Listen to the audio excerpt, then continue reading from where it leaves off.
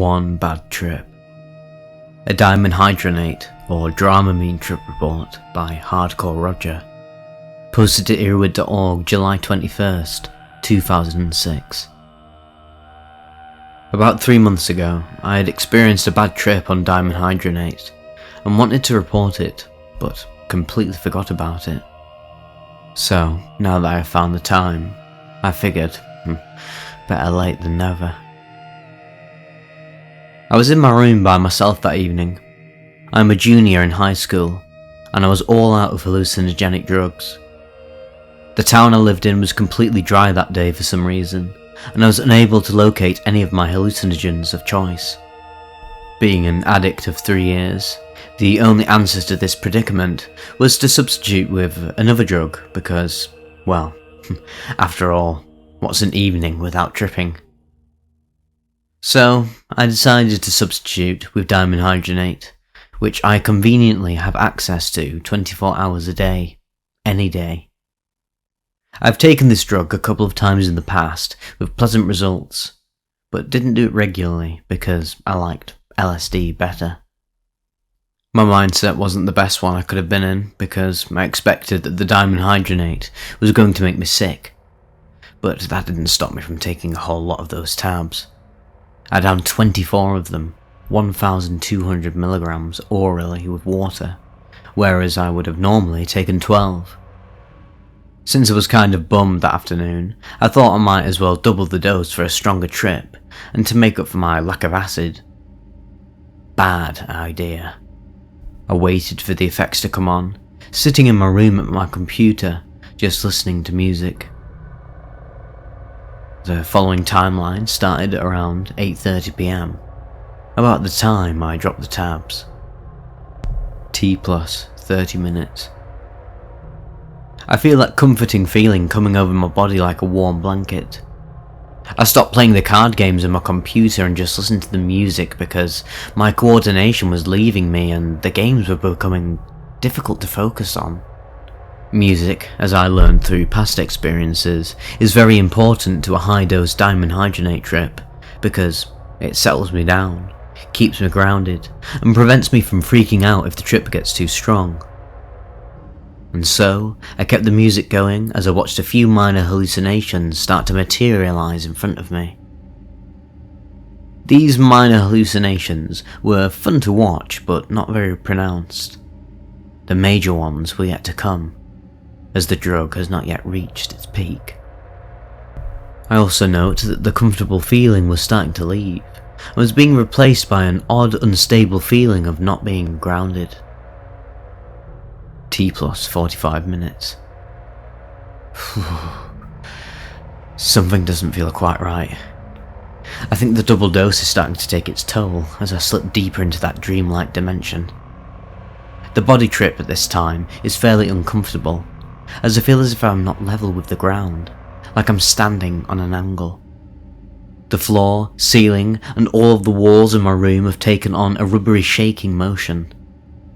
I myself was standing still relative to the earth, but my room was absolutely going crazy. I knew that they were just hallucinations, so I just watched on in fascination, making mental notes of all the effects taking place before my very eyes. If it weren't for the uncomfortable body trip, I would be having a shit-my-pants fun-ass time trying to capture all of the visuals, but instead, I just stood there like a zombie, a very unpleasant effect. T plus 1 hour. Oh my god. The hallucinations, well, oh my god, the hallucinations are becoming intense now. Everything that I perceived seemed to be crossing the boundary between hallucination and reality. I was talking to people who weren't there but looked to be realer than real, as if there was actually a person there in real life. At some point in time, I shook the hand of one of the people and actually felt myself doing so as I felt the resistance of the other person's hand grasping my own. Never in my life have I had a hallucination so real that I could touch and feel it. But I didn't have any control of what I saw and what took place. T plus 1 hour and 30 minutes. I had to take a leak very badly at this time, so I decided that it could not wait, and I was going to have to take the chance of going into the dark hallway to go to the bathroom.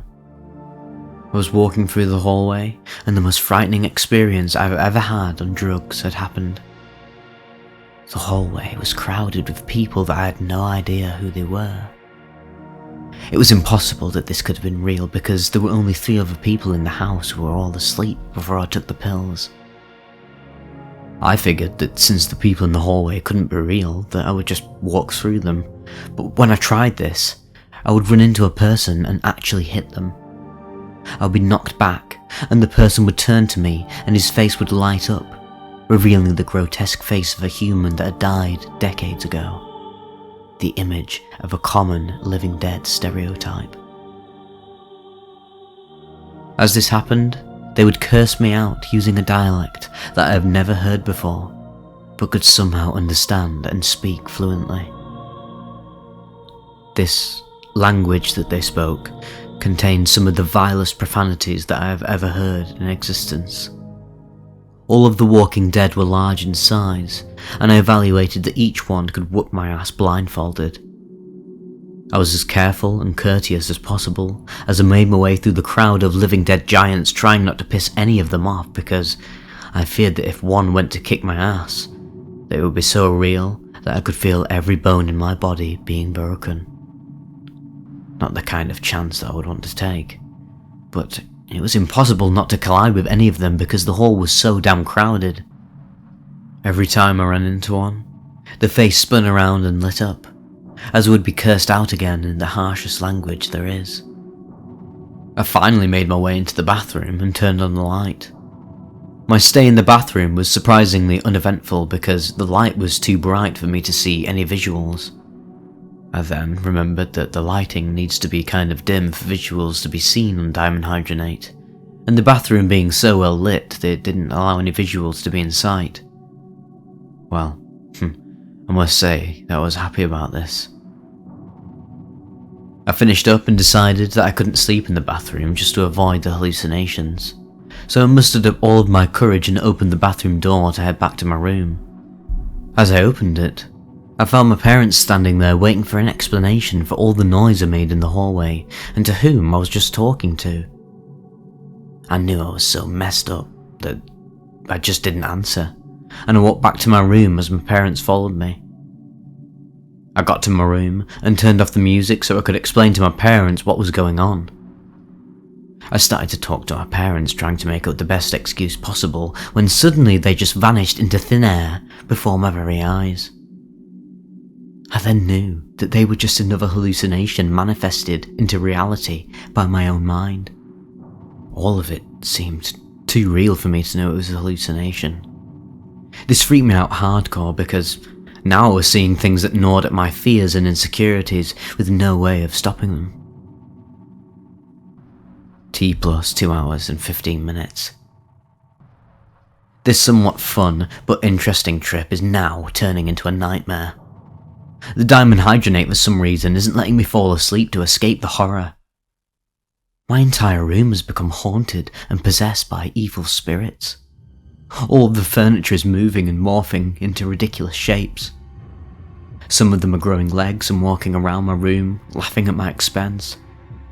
Everything had a face on it that mocked me in front of the other living furniture, and they all laughed. I might have been able to turn this into an entertaining experience if the visuals were bright and beautiful like they are on LSD or shrooms. But the trip I am on right now is dark, dreary, and full of evil. I feel very alone in the world, and horribly detached from it at the same time. I am lying on my bed at this time, and have decided that I have seen enough. I shined the desk lamp toward the rest of the room to try to make the hallucinations disappear. Most of the visuals dissolved from the light, but some persistent ones still remained visible. I still heard all of the voices from the ones that disappeared as well. I faced the wall and pulled the bed sheets over my head. Through the covers, I still heard all of the voices coaxing me to come back out. Even scarier, I felt their hands touching me through the blankets. I ignored to the best of my ability and remained there for the rest of the night, with the hallucinations still going at it. End of timeline.